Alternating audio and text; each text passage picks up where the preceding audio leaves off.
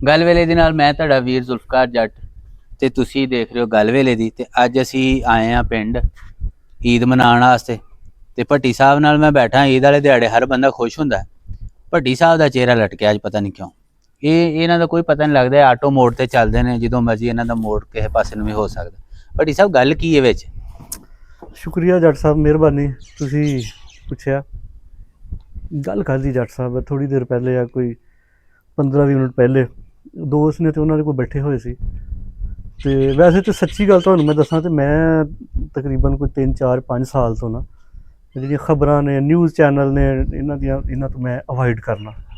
ਕਿਉਂਕਿ ਇਹ ਸਵਾਏ ਟੈਨਸ਼ਨ ਦੇ, ਬਲੱਡ ਪ੍ਰੈਸ਼ਰ ਦੇ ਜਾਂ ਸ਼ੂਗਰ ਦੇ, ਇਹ ਕੁਛ ਨਹੀਂ ਹੈ। ਝੂਠ ਬੋਲਦੇ ਆ ਨਾ ਹਰ ਚੀਜ਼ ਦੀ, ਤਾਂ ਫਿਰ ਬੰਦੇ ਕੋਲ ਬਰਦਾਸ਼ਤ ਨਹੀਂ ਹੁੰਦੀ। ਠੀਕ ਹੈ। ਤੇ ਹੁਣ ਜਿਹੜੀ ਤੁਸੀਂ ਗੱਲ ਪੁੱਛੀ ਨਾ ਕਿ ਪਰੇਸ਼ਾਨ ਕਿਉਂ ਬੈਠੇ ਹੋ ਈਦ ਦਾ ਦਿਹਾੜਾ, ਤੇ ਸੱਚੀ ਗੱਲ ਤੇ ਹੈਗੀ ਕਿ ਉਹ ਦੋਸਤ ਕੋਲ ਬੈਠੇ ਤੇ ਬੈਠਿਆਂ ਮੇਰਾ ਨਾ ਟੀਵੀ ਸਕਰੀਨ ਦੇ ਉੱਤੇ ਧਿਆਨ ਪਿਆ। ਤੇ ਸਾਡਾ ਪਾਕਿਸਤਾਨ ਦਾ ਸਭ ਤੋਂ ਵੱਡਾ ਇੱਕ ਸ਼ਹਿਰ ਕਰਾਚੀ, ਠੀਕ ਹੈ, ਜਿਹਨੂੰ ਮਿਨੀ ਪਾਕਿਸਤਾਨ ਵੀ ਕਿਹਾ ਜਾਂਦਾ, ਤੇ ਉਹਦੀ ਪ੍ਰੈਸ ਕਾਨਫਰੰਸ ਇੱਕ ਚੱਲ ਰਹੀ। ਤੇ ਪ੍ਰੈਸ ਕਾਨਫਰੰਸ ਮੇਰਾ ਖਿਆਲ ਆ ਉਹ ਸ਼ਾਇਦ ਕੋਈ ਮੇਅਰ ਨੇ ਕਰਾਚੀ ਦੇ ਜਾਂ ਕੀ ਨੇ, ਮੈਨੂੰ ਨਹੀਂ ਪਤਾ, ਅੱਲਾ ਬਿਹਤਰ ਜਾਣਦਾ, ਮੁਰਤਜ਼ਾ ਵਹਾਬ ਸਾਹਿਬ। ਹਾਂ ਠੀਕ ਹੈ। ਅੱਛਾ, ਉਹ ਬੈਠੇ ਹੋਏ ਨੇ ਨਾਲ, ਉਹਨਾਂ ਦੇ ਕੋਈ ਸੱਜੇ ਖੱਬੇ ਕੋਈ 8-10-15 ਲੋਕ ਹੋਰ ਬੈਠੇ ਹੋਏ ਨੇ। ਸਹੀ ਹੈ। ਉਹ ਇੰਨੀ ਜੋਸ਼ ਦੇ ਨਾਲ ਉਹ ਪ੍ਰੈਸ ਕਾਨਫਰੰਸ ਕਰਨ ਦੇ ਹੋਏ, ਮੈਂ ਇੱਕ ਦਫਾ ਗਾਂਹ ਹੋ ਕੇ ਨਾ ਤੇ ਵੇਖਣ ਤੇ ਮਜਬੂਰ ਹੋ ਗਿਆ ਕਿ ਕਿਤੇ ਪਾਕਿਸਤਾਨ ਨੇ ਕੋਈ ਬਰੇ-ਆਜ਼ਮ ਦਰਿਆਫਤ ਕਰ ਲਿਆ ਨਵਾਂ ਜਾਂ ਇਹਨਾਂ ਨੇ ਕੋਈ ਪਤਾ ਨਹੀਂ ਕੋਈ ਕਿਹੜੀ ਜਿਹੜੀ ਅਨਹੋਣੀ ਆ ਉਹਨੂੰ ਹੋਣੀ 'ਚ ਬਦਲ ਲਿਆ ਵਾ। ਠੀਕ ਹੈ। ਮੈਂ ਗਾਂਹ ਹੋ ਕੇ ਜਿਸ ਟਾਈਮ ਵੇਖਿਆ ਤੇ ਜੱਟ ਸਾਹਿਬ ਯਕੀਨ ਕਰੋ, ਉਹ ਮੈਂ ਹੁਣ ਤੁਹਾਨੂੰ ਕੀ ਦੱਸਾਂ, ਉਹ ਕੀ ਉਹਦਾ ਮੌਜੂ ਕਿਸ ਦੇ ਉੱਤੇ ਗੱਲ ਕਰਨ ਡਿਆ ਕਿ ਜੀ ਅਸੀਂ ਇੰਨੀਆਂ ਅਲਾਇਸ਼ਾਂ ਚੁੱਕ ਲਈਆਂ ਨੇ, ਹਾਏ ਹਾਏ ਹਾਏ, ਇੰਨੀਆਂ ਸੜਕਾਂ ਤੇ ਪਈਆਂ ਹੋਈਆਂ ਨੇ, ਅਸੀਂ ਇਹ ਕਰ ਲਿਆ, ਅਸੀਂ ਉਹ ਕਰ ਲਿਆ। ਤੇ ਨਾਲ ਉਹ ਕਹਿੰਦਾ ਕਿ ਜੀ ਮੈਂ ਕੱਲ ਆਪ ਵੀ ਬਾਹਰ ਨਿਕਲਾਂਗਾ ਤੇ ਮੈਂ ਦੌਰਾ ਕਰਾਂਗਾ। ਜੱਟ ਸਾਹਿਬ ਜਿਸ ਟਾਈਮ ਮੈਂ ਇਹ ਚੀਜ਼ ਵੇਖੀ ਕਿ ਪਾਕਿਸਤਾਨ ਦੇ ਸਭ ਤੋਂ ਵੱਡੇ ਸ਼ਹਿਰ ਦਾ ਮੇਅਰ ਜਿਹੜਾ ਵਾ, ਉਹ ਇੱਕ ਲਸ਼ਕਰ ਨਾਲ ਲੈ ਕੇ ਤੇ ਸਾਰੇ ਮੀਡੀਆ ਨੂੰ ਇਕੱਠਿਆਂ ਕਰਕੇ ਤੇ ਉਹ ਗੱਲ ਕਾਹਦੇ ਤੇ ਕਰਨ ਡਿਆ ਹੋਇਆ, ਅਲਾਇਸ਼ਾਂ ਦੇ ਉੱਤੇ, ਕਿ ਇਹ ਅਸੀਂ ਚੁੱਕ ਲਈਆਂ ਨੇ ਤੇ ਇਹ ਰਹਿ ਗਈਆਂ ਨੇ ਤੇ ਇੰਝ ਕਰ ਲਾਂਗੇ। ਤੇ ਮੈਨੂੰ ਇੰਨਾ ਦੁੱਖ ਹੋਇਆ ਅੱਗੇ ਅਸੀਂ ਕਿੱਥੇ ਫਸੇ। ਇਸ ਕੌਮ ਦਾ ਕੀ ਮੁਸਤਕਬਲ ਆ। ਵੈਸੇ ਭੱਟੀ ਸਾਹਿਬ ਇਹ ਤੁਹਾਡੀ ਗੱਲ ਅੱਜ ਵੀ ਉੱਥੇ ਬੈਠੇ ਮੈਂ ਸਮਝ ਗਿਆ। ਤੁਹਾਡੀ ਗੱਲ ਵਾਕਈ ਇਸ ਤਰ੍ਹਾਂ ਹੀ ਹੈ ਕਿ ਦੁਨੀਆ ਆਪਣੀ ਸੜਕ ਤੇ ਥੁੱਕਣ ਨਹੀਂ ਦਿੰਦੀ। ਹਾਂਜੀ। ਤੇ ਅਸੀਂ ਜਨਾਬ ਅਲਾਇਸ਼ਾਂ ਸੁੱਟੀ ਫਿਰ ਅਲਾਇਸ਼ਾਂ 'ਚ ਫਸੇ। ਮਤਲਬ ਇਸ ਤੋਂ ਅੱਗੇ ਹੁਣ ਕੀ ਗੱਲ ਬੰਦਾ ਕਰੇ ਤੇ ਕੀ ਨਾ ਕਰੇ। ਕੀ ਤੇਰੀ ਮੈਨੇਜਮੈਂਟ ਆ, ਕੀ ਤੂੰ ਮਤਲਬ ਕਿ ਕਰਨ ਰਿਹਾ ਹੋਇਆ? ਭਾਜੀ ਅਸਲ ਇਹਦੀ ਵਜ੍ਹਾ ਹੈ ਵੀ ਮੈਂ ਮੋਟੀ ਜੀ ਤੁਹਾਨੂੰ ਗੱਲ ਦੱਸਾਂ, ਸਾਡੇ ਮੁਲਕ ਦੇ ਅੰਦਰ ਸਿਸਟਮ ਕੋਈ ਐਗਜ਼ਿਸਟ ਹੀ ਨਹੀਂ ਕਰਦਾ। ਠੀਕ ਹੈ। ਕੋਈ ਵੀ ਚੀਜ਼ ਹੁੰਦੀ ਹੈ ਨਾ, ਦੇਖੋ ਤਾਕਤ ਦਾ ਇਸਤੇਮਾਲ ਜਿਹੜਾ ਹੁੰਦਾ ਨਾ, ਉਹ ਕੋਈ ਗੁੰਡਾ ਕਰਦਾ, ਠੀਕ ਹੈ ਜੀ, ਉਹ ਕੋਈ ਮਤਲਬ ਆਮਰ ਤਬੀਅਤ ਦਾ ਬੰਦਾ ਕਰਦਾ ਜੀ।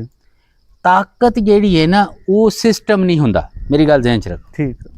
ਸਿਸਟਮ ਇੱਕ ਅਖਲਾਕੀਆਤ ਦੇ ਉੱਪਰ ਕਾਇਮ ਇੱਕ ਚੀਜ਼ ਦਾ ਨਾਂ ਹੈ ਜੀ। ਔਰ ਉਹ ਅਖਲਾਕੀਆਤ ਕੀ ਹੁੰਦੀ ਹੈ? ਉਹ ਕਿਸੇ ਵੀ ਮੁਲਕ ਦਾ ਦਸਤੂਰ ਹੁੰਦਾ ਹੈ, ਕੋਈ ਕਾਨੂੰਨ ਹੁੰਦਾ ਹੈ ਜੀ।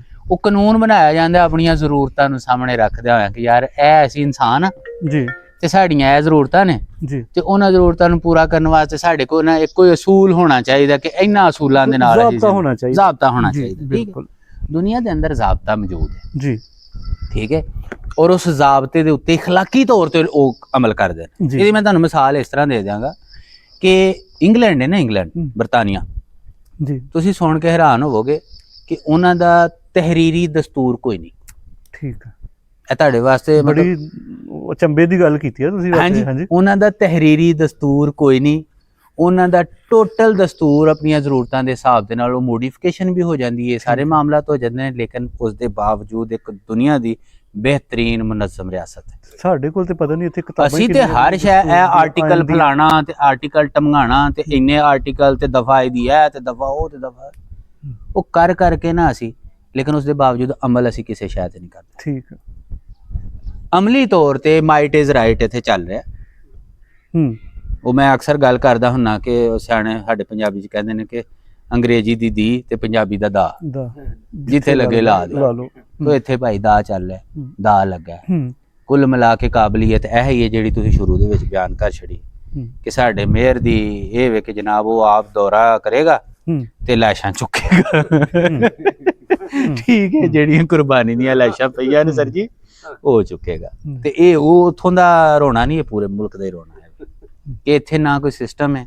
ਮੈਂ ਅੱਗੇ ਗੱਲ ਕਰਨ ਡਿਆ ਸਰ ਜੀ ਹੋਰਾਂ ਦੇ ਨਾਲ ਜੀ ਕਿ ਦੇਖੋ ਜਿਸ ਤਰ੍ਹਾਂ ਸਾਡਾ ਜ਼ਰੀ ਮੁਲਕ ਹੈ, ਠੀਕ ਹੈ, ਜੀ ਜਿਸ ਤਰ੍ਹਾਂ ਸਾਡੇ ਕੋਲ ਮਜ਼ਹਬੀ ਤੌਰ ਤੇ ਇੱਕ ਡਾਇਵਰਸਿਟੀ ਹੈ, ਜੀ ਯਾਨੀ ਕਿ ਮੁਖਤਲਿਫ ਮਜ਼ਾਹਬ ਦੇ ਲੋਕ ਇੱਥੇ ਰਹਿ ਰਹੇ ਨੇ, ਜੀ ਜੀ ਔਰ ਫਿਰ ਅਗਰ ਉਹ ਤਾਦਾਦ 'ਚ ਥੋੜੇ ਵੀ ਨੇ ਨਾ ਜੀ ਤੇ ਉਹਨਾਂ ਦੀਆਂ ਨਿਸ਼ਾਨੀਆਂ ਬੜੀਆਂ ਤਗੜੀਆਂ ਨੇ। ਜੀ ਮਿਸਾਲ ਦੇ ਤੌਰ ਤੇ ਮੈਂ ਅਗਰ ਸਿੱਖਾਂ ਦੀ ਗੱਲ ਕਰ ਲਵਾਂ, ਜੀ ਜਿਸ ਜਗ੍ਹਾ ਤੇ ਅਸੀਂ ਬੈਠੇ ਹਾਂ ਨਾਰੋਵਾਲ ਦੇ ਵਿੱਚ, ਇੱਥੇ ਕਰਤਾਰਪੁਰ ਦੀ ਸੂਰਤ ਦੇ ਵਿੱਚ ਉਹਨਾਂ ਦਾ ਕਿਬਲਾ ਕਾਬਾ ਸਮਝ ਲਓ ਇੱਥੇ। ਠੀਕ ਹੈ ਯਾਨੀ ਅਸੀਂ ਅਗਰ ਮਜ਼ਹਬੀ ਟੂਰਿਜ਼ਮ ਨੂੰ ਪ੍ਰਮੋਟ ਕਰੀਏ ਤੇ ਉਹਦੇ ਵਾਸਤੇ ਸਾਨੂੰ ਇੱਕ ਮੈਕੈਨਿਜ਼ਮ ਬਣਾਉਣਾ ਚਾਹੀਦਾ। ਜੀ ਉਹਦੇ ਨਾਲ ਅਸੀਂ at the end of time ਤੁਸੀਂ ਕਿਸੇ ਵੀ ਚੀਜ਼ ਨੂੰ ਫੋਕਸ ਕਰੋਗੇ ਨਾ ਭਾਟੀ ਸਾਹਿਬ, ਜੀ ਉਹਦੇ ਵਿੱਚ ਐਂਡ ਤੇ ਇਕਨੋਮੀ ਸਾਹਮਣੇ ਆਏਗੀ। ਦੁਨੀਆ ਨੇ ਇਕਨੋਮੀ ਤੇ ਕੰਮ ਕੀਤਾ। ਜੀ ਮਜ਼ਹਬੀ ਟੂਰਿਜ਼ਮ ਹੈ ਜਾਂ ਦੂਸਰੀ ਤੁਹਾਡੀ ਅਗਰ ਤੁਸੀਂ ਪਹਾੜਾਂ ਵਾਲੇ ਪਾਸੇ ਚਲੇ ਜਾਓ, ਗਿਲਗਿਤ ਬਲਤਿਸਤਾਨ ਸਕਰਦੂ ਵਾਲੇ ਪਾਸੇ, ਖੂਬਸੂਰਤ ਤਰੀਨ ਵਾਦੀਆਂ ਤੁਹਾਡੇ ਕੋਲ, ਜੀ ਠੀਕ ਹੈ। ਜੇ ਅਗਰ ਟ੍ਰੈਡੀਸ਼ਨਲ ਵਾਲੇ ਪਾਸੇ ਚਲੇ ਜਾਓ, ਕਲਚਰਲ ਚਲੇ ਜਾਓ, ਤੁਸੀਂ ਸਿੰਧ 'ਚ ਜਾਓਗੇ ਤੁਹਾਨੂੰ ਥਰ ਨਜ਼ਰ ਆਏਗਾ ਹੈ ਅੱਜ ਵੀ ਆਪਣੀ ਅਸਲੀ ਹਾਲਤ ਦੇ ਵਿੱਚ, ਆਪਣੀ ਅਸਲੀ ਰਵਾਇਤ ਦੇ ਨਾਲ ਜੁੜਿਆ ਹੋਇਆ, ਉੱਥੋਂ ਦੇ ਰਹਿਣ ਸਹਿਣ ਸਾਰਾ ਸਾਡੇ ਕੋਲ ਹੈ। ਕੈਲਾਸ਼ ਵਾਦੀ ਨਜ਼ਰ ਆਏਗੀ, ਬਿਲਕੁਲ ਠੀਕ ਹੈ। ਯਾਨੀ ਮੈਂ ਕਹਿੰਦਾ ਹਰ ਲਿਹਾਜ਼ ਦੇ ਨਾਲ। ਔਰ ਇਸੇ ਤਰ੍ਹਾਂ ਟੈਕਨੋਲੋਜੀ ਦੀ ਅਗਰ ਗੱਲ ਕਰ ਲਓ, ਜੀ ਯਾਰ 25 ਕਰੋੜ ਦਾ ਮੁਲਕ ਹੈ, ਕਿਆ ਜੀ। ਤੁਸੀਂ ਟੈਕ ਦੇ ਉੱਪਰ ਐਗਜ਼ੀਬਿਸ਼ਨਸ ਵਗੈਰਾ ਨਹੀਂ ਕਰ ਸਕਦੇ? ਕਿਆ ਤੁਸੀਂ ਐਗਰੀ ਐਕਸਪੋ ਵਗੈਰਾ ਨਹੀਂ ਲਗਾ ਸਕਦੇ? ਜੀ ਜਾਂ ਫਿਰ ਇਸੇ ਤਰ੍ਹਾਂ ਹੀ ਹੁਣ ਮੈਂ ਇੱਕ ਹੋਰ ਮੋਟੀ ਗੱਲ ਕਰਾਂ, ਚੂੰਕਿ ਡੇਰੇ ਤੇ ਬੈਠੇ ਆ, ਮਾਲ ਡੰਗਰ ਹੈ। ਪਾਕਿਸਤਾਨ ਜ਼ਰੀ ਮੁਲਕ ਹੋਣ ਦੇ ਬਾਵਜੂਦ, ਇਤਨਾ ਬੜਾ ਮੁਲਕ ਹੋਣ ਦੇ ਬਾਵਜੂਦ, ਦੁਨੀਆ ਦੇ ਅੰਦਰ ਮੀਟ ਦਾ ਪ੍ਰੋਵਾਈਡਰ ਜਿਹੜਾ ਹੈ ਨਾ, ਮੇਰਾ ਖਿਆਲ ਉਹਦੇ 'ਚ 1 ਜਾਂ 1.5% ਵੀ ਨਹੀਂ ਬਣਦਾ। ਅੱਛਾ ਜੀ ਬਮੁਸ਼ਕਿਲ 2%, ਜੇ ਤੁਸੀਂ ਸਰਚ ਵੀ ਕਰ ਲਓ, ਠੀਕ ਹੈ। ਬ੍ਰਾਜ਼ੀਲ ਜੈਸਾ ਮੁਲਕ ਜਿਹੜਾ ਉਹ ਬੜਾ ਐਕਸਪੋਰਟਰ ਹੈ ਮੀਟ ਦਾ। ਇਸ ਟਾਈਮ ਦੁਨੀਆ ਦੇ ਅੰਦਰ ਹਲਾਲ ਮੀਟ ਦੀ ਬਹੁਤ ਜ਼ਿਆਦਾ ਡਿਮਾਂਡ ਹੈ, ਤੁਸੀਂ ਸਪਲਾਈ ਕਰਨ ਜੋਗੇ ਨਹੀਂ ਹੈ। ਦੁਨੀਆ ਦੀਆਂ ਗਾਈਆਂ 60-60 ਕਿਲੋ ਦੁੱਧ ਦੇਣ ਡੀਆਂ ਨੇ, ਸਾਡੀ ਅੱਜ ਵੀ 4-5 ਕਿਲੋਆਂ ਤੋਂ ਤੁਸੀਂ ਕਰਨ ਕੀ ਡੇ? ਸਾਡੇ ਕੋਲ ਫਿਰ ਕੋਈ ਰੋਡ ਮੈਪ ਹੀ ਨਹੀਂ। ਰੋਡ ਮੈਪ ਦੀ ਗੱਲ ਅਗਲੀ ਕਰਾਂ, ਵੀ ਤੁਹਾਡਾ ਆਪਣਾ ਕੋਈ ਨਹੀਂ। ਜੰਗਾਂ ਤੋਂ ਕਾਹਦੀਆਂ ਲੜਨੀਆਂ, ਯਾਨੀ ਮੁਆਸ਼ੀ ਤੌਰ ਤੇ ਜਦ ਤੱਕ ਉਹ ਤੇ ਅਸੀਂ ਜਜ਼ਬੇ ਨਾਲ ਲੜਨੀਆਂ ਨੇ ਨਾ, ਬਸ ਜਜ਼ਬੇ ਨਾਲ ਫਿਰ ਹਵਾਈ ਫੈਰ ਹੀ ਹੁੰਦੇ ਨੇ। ਜਜ਼ਬੇ ਨਾਲ ਲੜਨੀਆਂ, ਜਜ਼ਬੇ ਨਾਲ ਫਿਰ ਉਹ ਜਿਹੋ ਜਿਹੀ ਤੁਸੀਂ ਫੀਲਡ ਮਾਰਸ਼ਲ ਬਣਾਏ ਨੇ, ਮੈਂ ਫਿਰ ਉਹ ਪਤਾ ਵਾ ਉਹ ਫਿਰ ਹਵਾਈ ਫੈਰਾਂ ਨਾਲ ਹੀ ਤੁਸੀਂ ਜਜ਼ਬੇ ਨਾਲ ਲੜਨਾ। ਉਹਨੇ ਕਿਹਾ ਨਾ ਮੈਂ ਗੱਲ ਕਰਕੇ ਮੁਕਾਨਾ, ਉਹ ਕਿਤੇ ਮੱਛਰਾਂ ਨਾਲ ਹੋ ਗਈ ਜੰਗ ਹੈ। ਉਹ ਬੰਦਿਆਂ ਨੇ ਕਿਹਾ ਜੀ ਮੱਛਰ ਬੜੇ ਹੋਣਾ ਗਾ ਜੀ, ਅੱਜ ਲੜਾਈ ਹੋਏਗੀ, ਡਾਂਗਾ ਚੁੱਕ ਲਈਆਂ। ਉਹ ਕਿਤੇ ਬੈਠੇ ਨੱਕ ਤੇ ਉਹਨੇ ਠਾ ਮਾਰਿਆ, ਉਹ ਮੱਛਰ ਤੇ ਮਰ ਗਿਆ, ਨਾਲ ਬੰਦਾ ਵੀ ਗੁਜ਼ਰ ਗਿਆ। ਐਂਡ ਤੇ ਸ਼ਾਮ ਨੂੰ ਰਿਜ਼ਲਟ ਨਿਕਲਿਆ ਜੀ 10 ਸਾਡੇ ਮਰ ਗਏ, 10 ਉਹਨਾਂ ਦੇ ਮਰ ਗਏ। ਇੰਝ ਦੀਆਂ ਜੰਗਾਂ ਤੋਂ ਲੜਨੀਆਂ ਨੇ। ਉਸ ਗੱਲ ਦੇ ਵਿੱਚੋਂ ਬਾਹਰ ਨਿਕਲੋ ਤੁਸੀਂ। ਜੰਗਾਂ ਕਿਸੇ ਵੀ ਮਸਲੇ ਦਾ ਹੱਲ ਨਹੀਂ ਹੈ।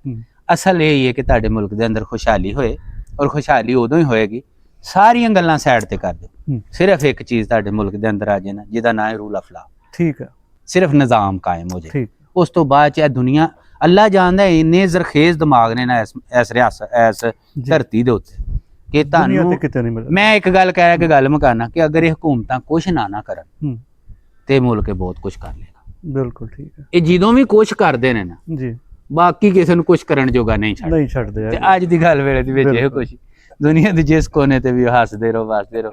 ਆਪਣੇ ਜੱਟ ਵੀਰ ਨੂੰ ਭੱਟੀ ਸਾਹਿਬ ਦੇ ਨਾਲ ਤੇ ਸਰਜੀ ਹੋਰਾਂ ਦੇ ਨਾਲ ਇਜਾਜ਼ਤ। ਰੱਬ ਰੱਖਾ।